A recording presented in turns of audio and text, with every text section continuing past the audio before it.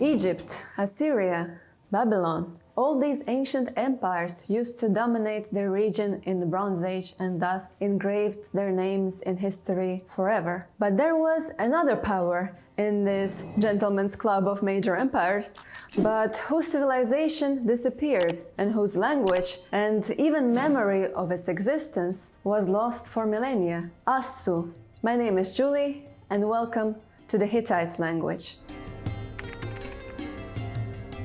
The mighty Hittite Empire was a major power rivaling Egypt in status, but somehow the majority of people still don't know about it. Most of us don't learn about it at school, and most of the people, frankly, don't care. But if you time travel to the 14th century, believe me, people did care. The Hittite language was first recorded in Anatolia. It is generally divided into three periods, Old, Middle and New, which corresponds to the Old, Middle and New Hittite kingdoms. The Bronze Age collapse obliterated the Hittites and erased them and their language from history until very recently. How did their empire rise and fall? How were they forgotten and then rediscovered? Let's see in the next section the real-life demonstration of the saying Sic transit gloria mundi. When the Hittite civilization was discovered, it seemed so mysterious and unknown. But when we started deciphering their language, we found features that were all too familiar. Wes for we, ne was for new, terias for three, watar for water. Yes, Hittite was basically another good old Indo-European language, a distant cousin of English, French, Russian, Hindi, and the rest. So then the next question arose: how did early Indo-Europeans end up in Anatolia? The Anatolian languages, which include Hittite and several other sister languages, are said to be the first ones to have split from the common Indo-European tree. When and where it happened exactly is a bit of a debate, and I go deep into the whole Indo-European origin problem in a dedicated video. But to summarize, here is what we know. There were the Indo-Europeans who were hanging around and there was nothing special about them, but suddenly they became very OP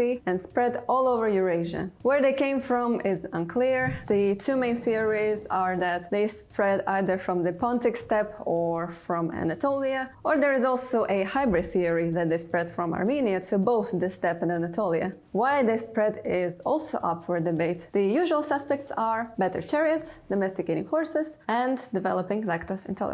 So where does Anatolians sit in all of this? According to the steppe theory, they would reach Anatolia from the Balkans, but lately this view has been disputed. According to genetics, it seems that Anatolians didn't have any steppe DNA. Recently, researchers found Anatolian-sounding names in the Ebla tablets from 4,000 years ago, which kind of proves that they were already hanging around the Middle East region around that time, and not around the steppe or the Balkans, as they couldn't have been in two places at once because the time turner wasn't invented yet. So it's possible that they split before the rest of the Indo-Europeans migrated to the steppe, but it's not certain. Wherever they came from, they weren't the first inhabitants of Anatolia. The region is home to the oldest civilization in the world. You probably heard of Çatalhöyük, the oldest proto-city that dates from 10,000 years ago. So when the Proto-Anatolians came, whenever that happened, civilization existed here for thousands of years already. But unfortunately, not much is attested from these earlier people. If we discovered the Hittites only recently,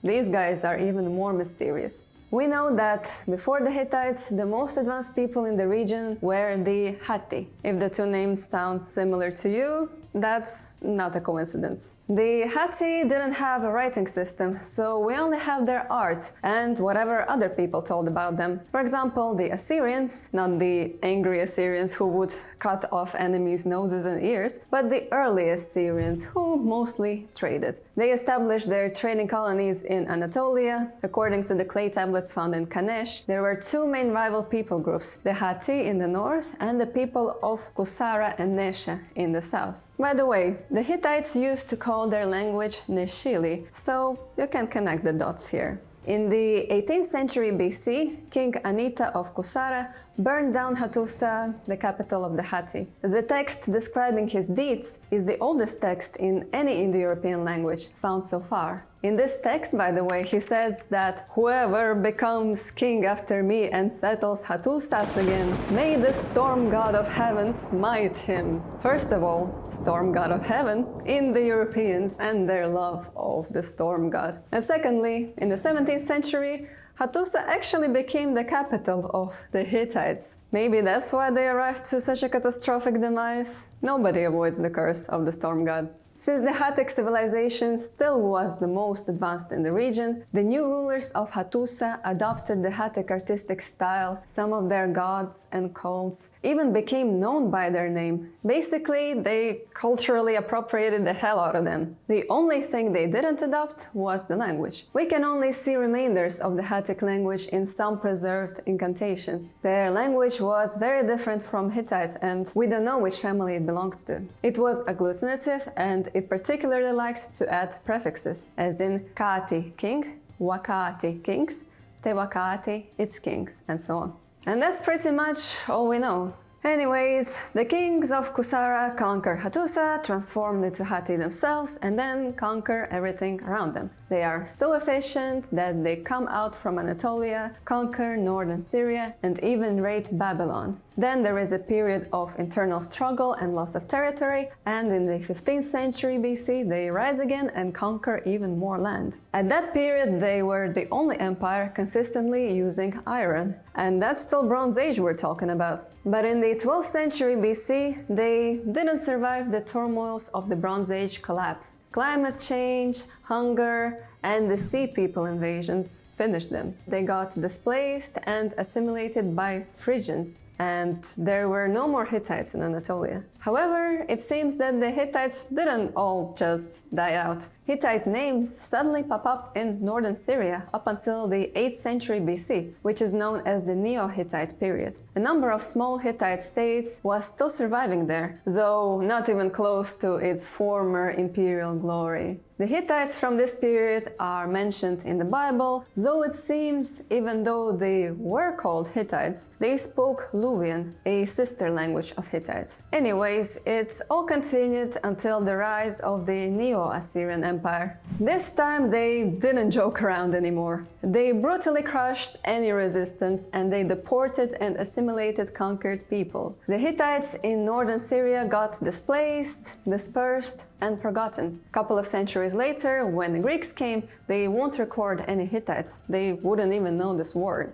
Only in the 20th century, in 1906, when the ruins of Hattusa were discovered, we found out that the Hittites weren't just a minor nation briefly mentioned in the Bible. We are lucky that they really liked to write, and we found some 30,000 clay tablets there. Now let's explore how these tablets would read.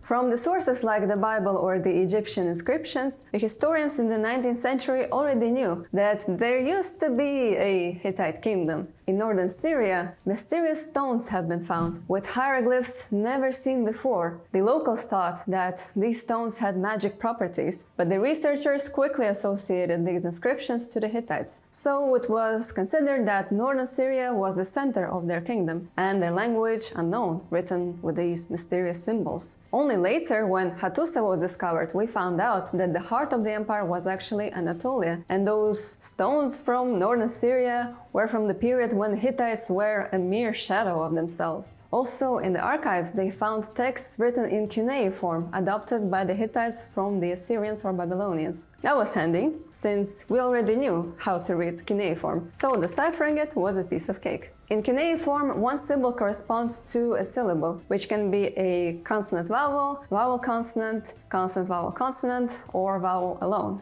In Hittite, some words were written with these syllables, but some were just straight-up Akkadian or Sumerian words that were read aloud in Hittite. They wrote from left to right with spaces between words. But what about those mysterious hieroglyphs? This was another writing system that was used alongside cuneiform, and which, as we saw, survived for much longer. In Neo-Hittite states, the hieroglyphic was the only writing system. It is partially deciphered, and it was functioning similarly to Egyptian hieroglyphs. Sometimes symbols conveyed meaning, and sometimes just the sounds. It is generally accepted that the hieroglyphs were used to inscribe not the Hittite, but the Luwian language that was spoken in Kitsuvatna, to the southwest of Neshili lands. Luwian and Hittite belong to the same Anatolian family, but they are still different languages, kinda like Italian and Spanish. They probably have 2000 years gap between them. The hieroglyphs were mainly used for monumental dedicated walls and seals, but we also suspect that it could have been used for a more mundane communication. There is an idea that the Hittites wrote on wood with ink for everyday documentation, and they also probably used some kind of cursive version of the hieroglyphs, since it's not practical to paint the cuneiform, which was created specifically to be printed down with the stylus on clay. The fact that the name of the hieroglyphic writing is translated from Hittite as drawing confirms that, as this name is never used for cuneiform. So probably the royal scribes used clay tablets just to preserve important documents, and by the way, they wrote in 8 languages: Hittite, Luwian, the hieroglyphic Luwian, Palaic, another sister language of Hittite, Hurrian, an unclassified language spoken around northern Syria, in Mitanni, and Indo-Aryan language. Yes, Indo-Aryans used to have a mighty empire in the Middle East, in Akkadian and in Sumerian. Big respect for their polyglot spirit. The last bit about the hieroglyphs though. Where do they come from? Or were they an autochthonous invention? Even though the concept resembles Egyptian hieroglyphs, they are too different to be from Egypt. It is considered that maybe the inhabitants of these lands saw some versions of the linear A from Crete or something, took the idea, but created their own independent system, kind of like the Berbers did based on the Phoenician script or the Cherokee based on the English script. Both of the languages are covered on this channel, by the way. Oh, and did you know that you can vote for the next language? Check out my Patreon to do that. And thank you to my top tier patrons for picking Hittite. The hieroglyphs are definitely cool looking and unique, and I wish we could find those inscriptions on wood, though it is almost impossible. But at the same time, we're definitely lucky that they also wrote in cuneiform on clay. That way we could at least read it, and it's preserved until this day. We don't know how exactly they used to pronounce their sounds. For that we'd need to travel in time 3,500 years ago, but we can infer some things based on how they wrote and based on what we know about Indo-European languages. It seems that they had 5 vowel sounds, a, e, I, o, u, and they differentiated between short and long vowels. They also differentiated between short and long or geminated consonants. They didn't differentiate between voiced and unvoiced consonants. In fact, we see that sometimes they used symbols ta and da interchangeably. There is still debate on whether there were both sounds s and sh or just one of them, and how the sound r was pronounced. The famous laryngeal sound that in the 19th century was hypothesized to be present in Proto-Indo-European, which then disappeared in all subsequent branches. The discovery of Hittite confirmed that this sound did exist in the proto-language and that the linguists knew what they were doing. On that positive note, let's get into more linguistics in the grammar section.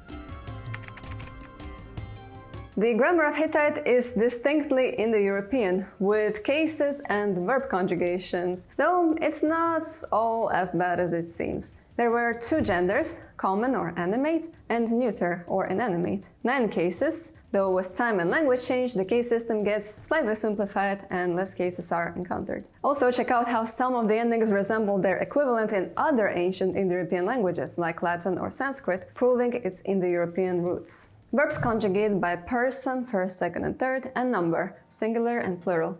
Pretty basic stuff. Just the conjugation of the verb to be, esh, reminds me so much of Latvian. I am, eshmi in Hittite, esmu in Latvian. Those Indo-European parallels never cease to amaze me. Interestingly, Hittite didn't have a complicated tense system. There were only 2 tenses, past and present, used also for future. Now let's see an example. Nunindan esateni, watarma ekuteni. Now, bread in accusative, and this is a sumerogram. Eat, second person plural in present tense. Water and in accusative. Drink, second person plural present. translated as now you will eat bread and drink water. The word order is SOV and the pronoun you is not there. Since the verb gives you all information about the subject, you don't need to put it. By the way, this was the first translated Hittite sentence, and it also immediately gave the idea that Hittite is Indo-European. Hittites were very fond of rituals and fortune-telling. Their fortune-telling rituals were extremely similar to those of the Etruscans. You know, those mysterious ancient people from Italy, the major civilization there before the Romans, and